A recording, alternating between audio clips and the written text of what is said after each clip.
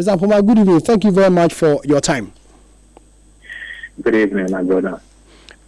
Your colleagues, or will I say workers of NIA, are unhappy about the decision to withdraw some allowances they were expected to be earning. Tell us more about this allowance and why they feel that the company or the authority or government in general has not been fair to them in this area. Right. So let me say a very good evening to your listeners. But let me put this on record. We should not withdraw any allowances that is due them. But before I delve into it, let me say in solidarity, we empathize with the union. And we have been with them every step of the way to ensure their monies are paid to them. It's just unfortunate that the meeting we had yesterday, it appears there was certain information that the deputy minister was not privy to.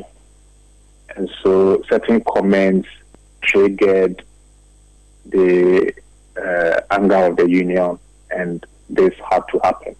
But let me reiterate, we empathize with them and we assure them that management is doing everything possible within our means to ensure their monies are paid to them. And last week, during our briefing, a press briefing, we mentioned how far we've gone with regards to the 20%. As I speak with you, I have in my hand a letter that was written by Mr. Graham or Dr. Graham from the Fair Wages and Salaries Commission to the Finance Ministry, asking them to authorize Controller and Accountant General to, as it were, effect the payment to our staff.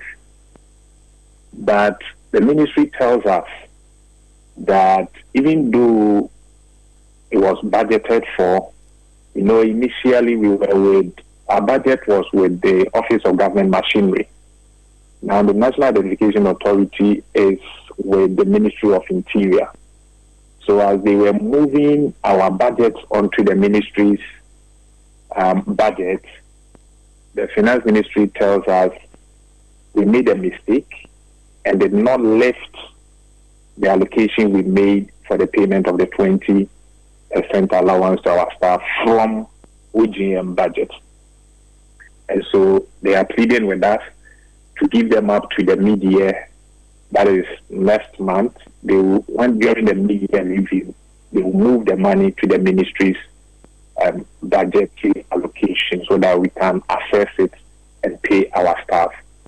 We understand we all make mistakes, but this morning we had a meeting with Mr. Graham from the Fair Wages and Salaries Commission, and the decision was that the Fair Wages and Salaries Commission will engage the Finance Ministry and get them to commit to timelines as to when they will commence the payment of the allowances to our staff.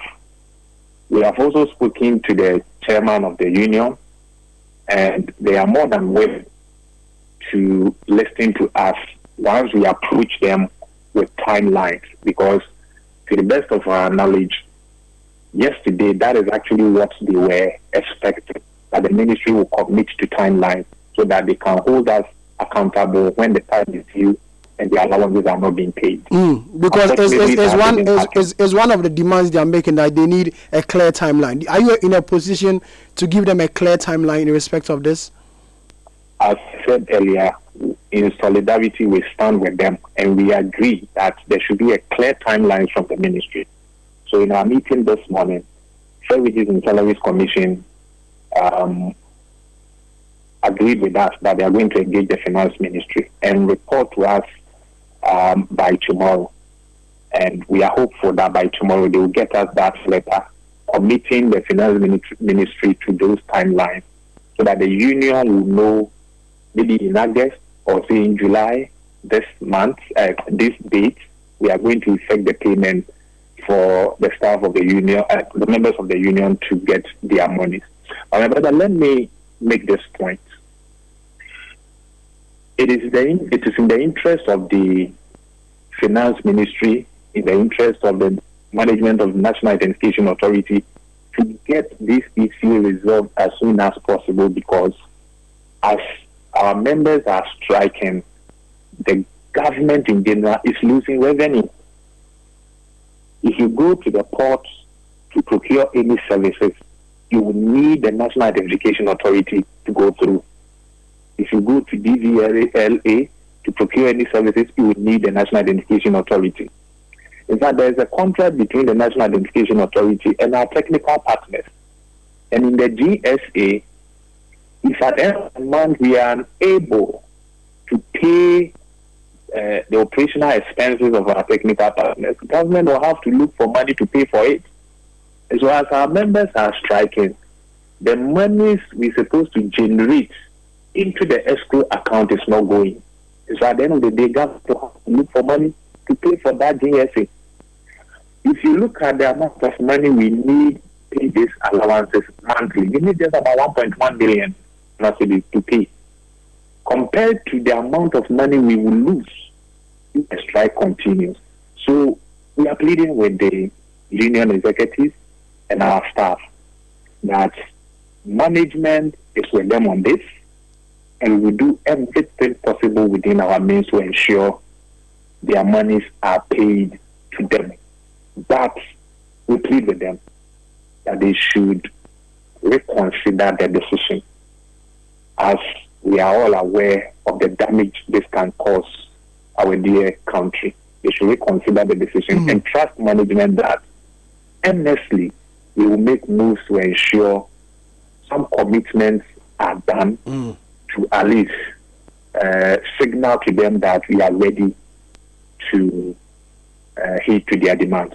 Willie, finally, before I let you go, do you have any idea how come this allowance was seized or it ended? Because according to the statement from the union, the payment started in August to December, but then since January 2025, it ceased, it stopped. You have any idea how come it stopped coming? Right. So I have in my hand a negotiated agreement between the union and the Ministry of Finance and Fair Wages and Salaries Commission. This letter was written on the 30th of September 2024. And in that agreement, the Finance Ministry, together with all those that I've mentioned, asked the National Identification Authority to use the authority's IGF to pay for the allowances between 1st August 2024 to 31st December 2024. And that was done. Now, the second point in this agreement was that the management of the authority should take steps to incorporate that in our 2025 budget. The authority did that, and then we have all the documents to support that. We captured that in our 2025 budget. The ministry also has acknowledged that we captured it, about 16 million in the 2025 budget.